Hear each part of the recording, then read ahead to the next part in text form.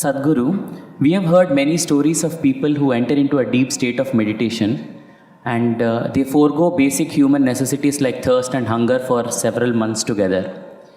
But science says that a person can die within 10 days of not drinking water. So can you please explain us how such a state of metabolism can be attained? For this you will have to bend your mind a little bit, because it's not in your textbook like this. Just day before yesterday, somebody sent me a message from the yoga center. There is something called as Dhyana Linga. This happens very often, but this happened to a foreign national, so the message came to me little concerned. So this person went and sat in Dhyana Linga at 7 o'clock in the morning, because everybody gets only a 15-minute slot to sit there because of the number of people. She sat there at 7 o'clock in the morning. She did not move till 3 p.m. How many hours is that? 3 plus 8 hours. She just sat there unmoving. She didn't realize that she's sitting that long. She thought she's going to sit for a 15-minute slot. So they sent a message to me, Sadhguru, like this, she's not moved, should we disturb her? I said, leave her alone, it's okay. Like this it happens. Once it happened, I sat down way back. I thought, this was new to me also at that time, I thought I'm going to… I sat there for 25–30 minutes. When I opened my eyes, a huge crowd in front of me in a village, garlands around my neck, they're all trying to pull my legs, in India, India being what it is. And the moment I open my eyes, somebody wants to know about his business, somebody wants to know when his daughters will get married, all kinds of things. Then I say, where did all you idiots come from? They say, you've been sitting here for 13 days. And so, what happens in the system? That's what you're asking. See, right now, I'm speaking. If you check my pulse, it's somewhere around 55, 58, in that region. If I simply sit quietly, it'll drop below 40. If I simply sit down and I'm doing something without interaction, talking, moving, if I simply sit, it'll drop below 40. Now this is at ease.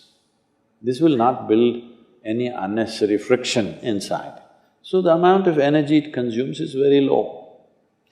All of you medical students, you know this, 20% of the energy in the body is consumed by your brain, though it is hardly a pound and a half at the most.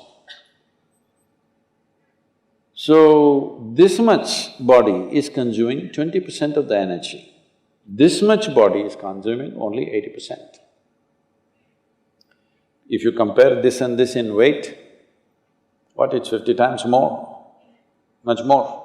So, you must understand, if you keep your mind in a certain way, the amount of extra energy that you have is enormous, because you're not unnecessarily consuming, wasteful usage of energy is not happening. This is true with every system. Whether it's a car, whether it's a machine, whether it's anything, how friction-free it is running, that much energy will come down, isn't it? Anything that's happening with big friction will consume enormous amount of energy. So physiologically, psychologically, energy-wise, if you bring friction-free function of your system, metabolism will drop and you will function very efficiently, because when you want to pitch it up, you have a whole range to pitch it up. When you want to lower it, it's there. Right now, the range that most people are carrying is very, very small. If you push them into activity, they will get totally tired out. If they have nothing to do, they will freak. If you have nothing to do, you freak, isn't it? So in this condition, it'll not go down. Now, everything that you consume is higher simply because you're at a higher RPM, that's all. We can Within 3 days, we can teach you a simple form of meditation, which will bring down your metabolism by approximately 24%. This is the highest drop that you can have in conscious states of meditativeness. If metabolism drops beyond that, you will not have any sense of body. If you sit here, you have no sense of body. It is from this that a yogi is sitting. See, if you sit down here, even if you don't have a watch, your legs, your back, your bottom, everything is keeping time, isn't it? Hello? You don't need a watch. If you sit here for 3 hours, you know you need to get up. Body knows. So, someone is sitting for hours or days because there is no sense of body. Why there is no sense of body is not only because of drop in metabolism, it is also the intensity of your energy which is not biological energy. Another dimension of energy is fully intense. Once it pervades the entire body, you have no sense of body. If I go into a program 10 hours, 12 hours, I am the only one continuously drinking water, but I am the only one who will not go to the restroom. I am the only one who will not take a break. Everybody, every 2 hours they take a break and come back. Simply because how identified you are with your physiological process determines these things to start with.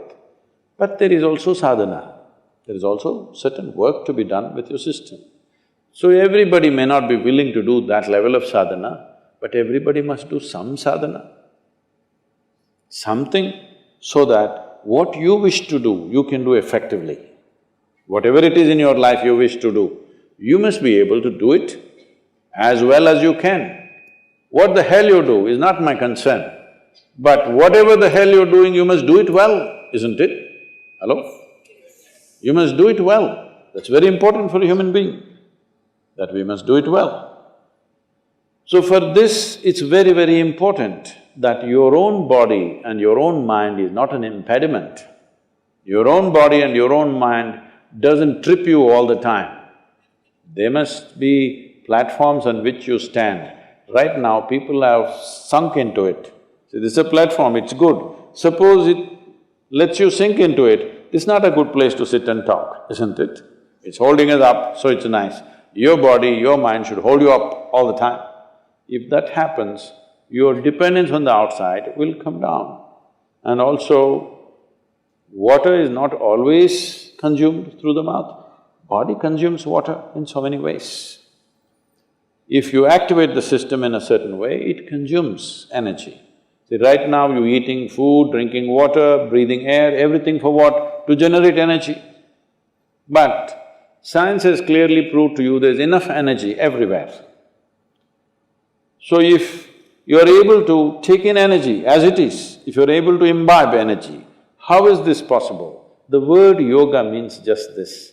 The word yoga means you're beginning to obliterate the boundaries of your individuality. Right now, this is me, that's you, 100% clear, isn't it? Why? Because you think this body is me, that body is you. This is a clear boundary. My body and your body has a clear boundary. My mind and your mind also largely has a boundary. Here and there we may overlap a little bit. But there is no such thing as my life and your life. Have you ever blown soap bubbles, or were you a serious boy even when you were in school? No. Did you blow soap bubbles? Let's say we sit here and blow soap bubbles. You got this big bubble, I got that big bubble. Now I said, this is my bubble, that little one is yours, this is my bubble. Oop, it went. Now I don't say, this is my air, that is your air. Life is just like this. This is a living cosmos. You captured some, I captured some. How much you capture will determine the significance and the quality of your existence. I want you to understand this clearly. How much of life have you captured will determine this. You may have a big brain, You may have a huge intellect, you may have a lot of knowledge, but you will not still live a significant life. Only if you capture a lot of life, if you're a big bubble, then it's significant. If you have a big body, other people may look at you and say, he's very big, but within you, that will not be the experience. If you have a big brain, people think, oh, he is very smart, but within you, you will not have a significant life. Only if you capture a huge amount of life within you, then if you sit here, simply if you sit here also, it's too fantastic. When it's like that, whether you open your eyes, close your eyes, whether you do something, you don't do something, it doesn't really make a difference to you. Only then you will live in the world as not being a vested interest, because what you do and do not do, what happens to you and does not happen to you, does not determine the quality of your life. That is when we can really trust you, isn't it? Otherwise, we don't know why you're doing the surgery. I mean, these question marks have come, isn't it? Can I tell you a joke? A man went for a surgery, he needed a surgery, so he went to the doctor. Doctor said, this is in United States, so doctor said it'll cost you $36,000. Then he said, doctor, I cannot pay that, I don't have insurance. Then doctor said, don't worry, you pay 3,000 per month. The patient said, but that looks like a car payment, installment to buy a car. The doctor smiled and said, yes, I am buying a car.